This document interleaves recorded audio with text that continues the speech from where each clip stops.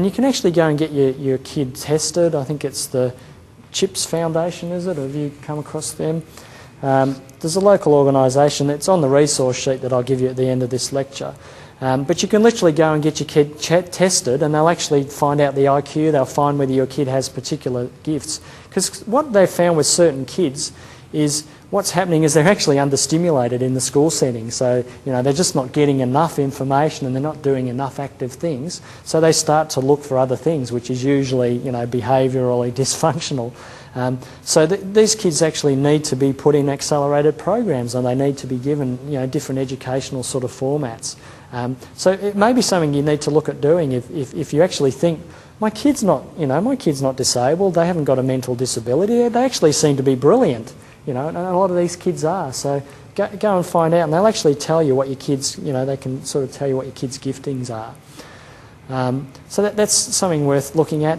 In fact, one guy went back and he looked at the life histories of Einstein and Thomas Edison and some of the greatest minds of our time. And when they looked at their educational histories, they would have classified them as ADHD. Thomas Edison, his teacher said he was autistic and unteachable. He said he just didn't want him in his classroom. Barely ever went to school. Einstein used to just wag. He just used to basically go in the woods and ride his push bike around, and actually formulated some of his early theorems while he was looking at trees and listening to the wind, and literally his brain was on a different plane to the rest of us. So you need to consider that, because imagine if they'd medicated and suppressed the minds of these guys. Maybe we wouldn't have some of the wonderful things that they created. So as we said, there's also some little 1%ers, little things that you can do that can make the environment more suitable for these kids. We know that Mozart, there's actually, from the records of Mozart, they actually think that he had Tourette syndrome. And what they think was that when he was composing his music, he found rhythms and he found melodies and he found harmonies that soothed his, basically his ADHD. And as a result, what you can now find is if you play Mozart music in front of kids with ADHD, teachers will say you can noticeably see their behaviour, calming down and being more soothed. Sunlight. Too much sunlight can be a bad thing, and too little sunlight can be a bad thing. It's a strange thing, but natural light seems to be good for these kids. So a lot of these kids, they're probably better in an outdoor job ultimately. A lot of these guys end up being builders or labourers or more on their hands in an outside environment. Exercise is very important. You know how these kids, they tend to want to be inside, they tend to want to be watching the telly or watching a video or playing with a computer game. It's really important that you keep them physically active, because that releases endorphins, it stimulates all of the right chemicals through their nervous system. And then TVs and Game Boys and computers and Nintendos, you need to keep these to a minimum, because they're behaviours which tend to encourage the kid to get into that theta mode, that daydreaming mode. So they tend to be a little bit distractive and a little bit destructive almost, in terms of a kid learning how to get into the right brain waves.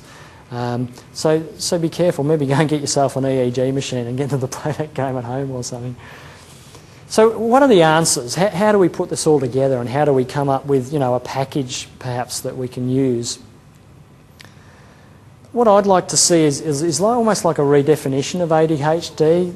I really don't like the definition of it being a mental illness, because what I see it as is it's not kids with abnormal behaviour due to brains that are malfunctioning. You know what that guy was saying before, they haven't got crossed wires in their brain that just basically are never going to work.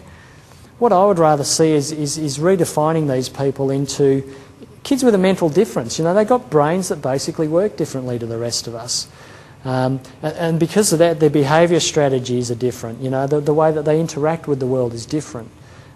So it literally changes the way that you look at these kids, and it changes the way that you would behave and strategise in looking after these kids. So in conclusion, basically what I would recommend is you've really got to start looking at not treating these kids. You're not medicating them. You're not managing them in terms of a disease. It's like you're fighting against them, trying to put them into a particular box of behaviour. What I'd rather see is strategies that are helping the kids, that are teaching the kids, sharing and working with them.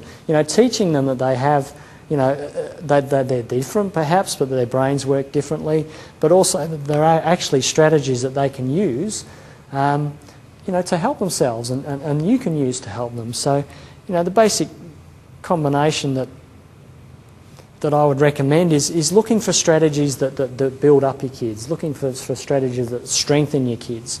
So as I said, in terms of the natural terms, natural forms of treatment, you know, the chiropractic, the auriculotherapy, the amino acids, looking at the diet, looking at avoiding some of those things. You can do all of those things, you know, one at a time, or you can do them all as a package. The last time I did this talk, one lady got up and she said, I just want someone to give me a program, you know, I just want this thing that I can do. And we said, well, we can do that, you know, we can literally give you all of that. Whereas other people will say, look, well, I want to know what works, so I'm going to do, you know, a bit of chiropractic, and then I'll do some diet, and I'll do them one at a time so I can figure out, you know, what works best for my kid. And over 6 months, 12 months, 2 years, you'll find the things that work best for your kid. So, yeah, go for it and enjoy your kids. Basically,